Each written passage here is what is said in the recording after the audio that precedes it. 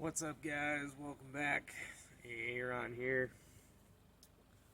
Haven't had the greatest day to start off. Supposed to be going to camp, and I'm almost 3 hours late leaving. But to get you guys some content, I'm quickly shooting a couple of videos here. So behind me, I have a unit that I picked up last time on my way to camp. It is a 2008 Super Mach 700, which is Rhino knockoff. But these machines are all basically made by Hisun.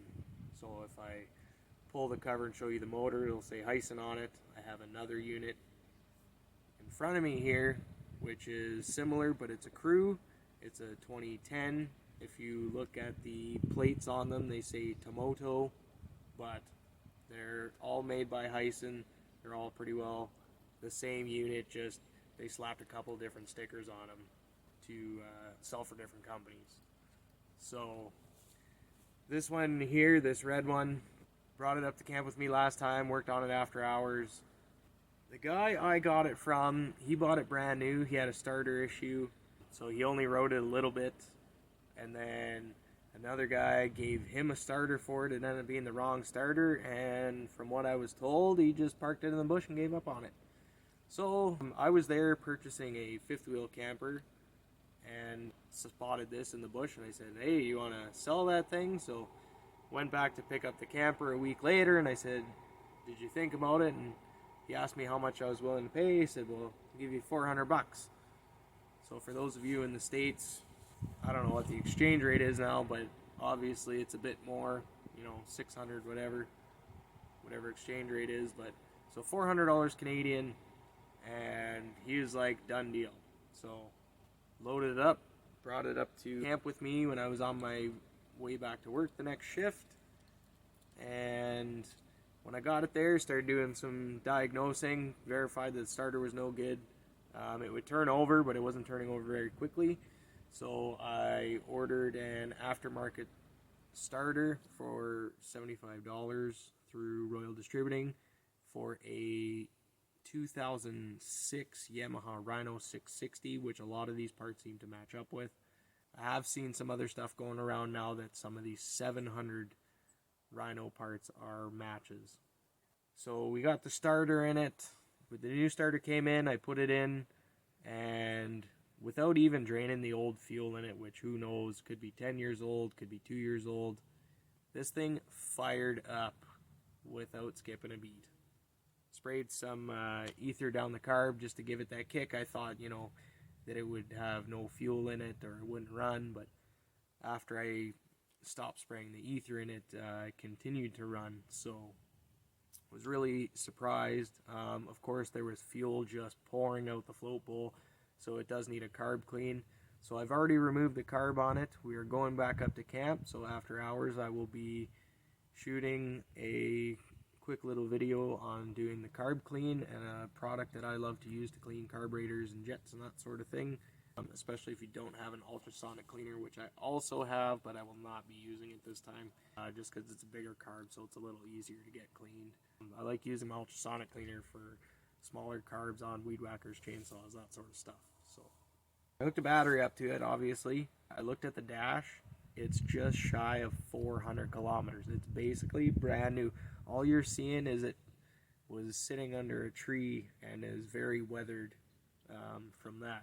But overall, it's in decent shape. Like I said, it does run. It sounded pretty good other than running rough, but the motor itself didn't have any loud knocks or anything like that. So we're gonna pluck away at this, and we're gonna kind of put some testing to it when we do get it running, and we're gonna show that these machines have come a long way.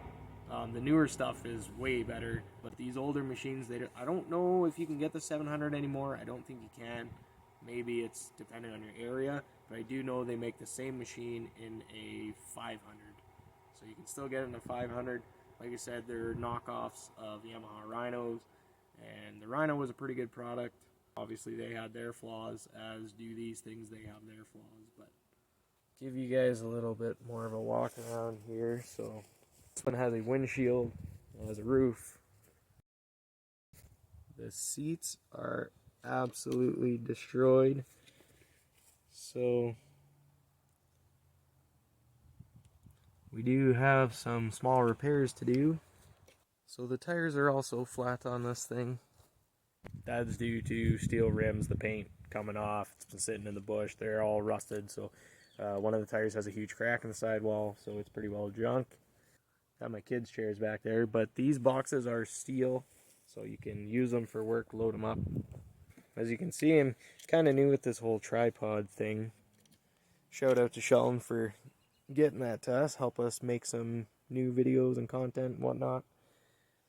But so anyways, so that is our 08 Hisun / Super Mach 700, and as the work progresses, we will keep you guys updated. There will be that video for the carb clean coming up soon here, and I'll show you my other unit real quick too. This is my crew unit. It's got currently it has a 2-inch lift. I ordered a 4-inch lift for it. Those are 32-inch mud tires, so I would like a little more clearance. So we do have a 4-inch lift. It's actually here already. Currently don't have time to install it, so future video.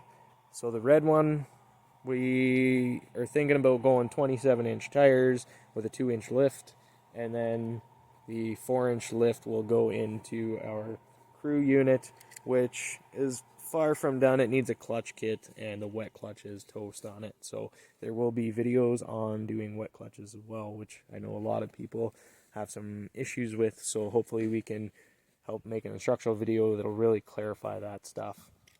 The black one, I traded a sled for that. It was not running at the time. The previous guy, no mechanical ability whatsoever. He had bolts left out, the starter was shot, and yeah, so it was a whole mess. It did take some effort to get running, but I did get the black one going. It did move at one time. I think it's got quite a few miles on it. The steering shaft, the splines down at the rack are stripped out, so it still needs some major love. Rather than try and get a steering shaft, I think I'm going to throw a power steering kit in it, which will come with new shafts as well. I also have a new steering rack. So a fair bit of money has gone into the crew unit. It also already has aftermarket rims, which we will probably get a set of aftermarket rims for our Super Mach as well. Just kind of on a budget right now. We got so many projects on the go, so our main focus for the Super Mach is to get it running and driving so that we can start using it, have some fun at night. Well, whenever really, weekends. I work shift work, so, but when I am home, it's nice to be able to take the kids out and the wife, that sort of thing, family time. So that's all I got for now for these machines, and we'll see you next time.